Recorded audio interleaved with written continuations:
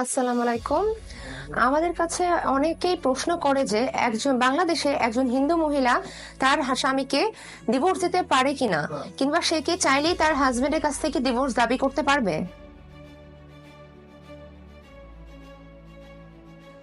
বাংলাদেশে হিন্দু ধর্ম মতে মহিলাদের তালাকের কোনো বিধান নেই, অর্থাৎ একজন হিন্দু মহিলা চাইলেই তার হাজবেন্ডকে তালাক দিতে পারবে না।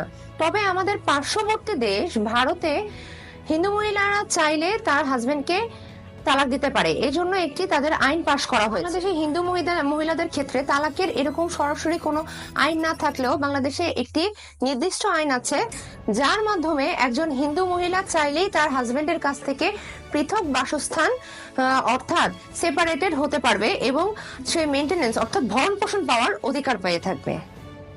কারণগুলো সম্পর্কে আপনারা যদি জানতে চান কিংবা আপনাদের যে কোনো আইনি সমস্যায় আমাদের সাথে যোগাযোগ করতে পারেন।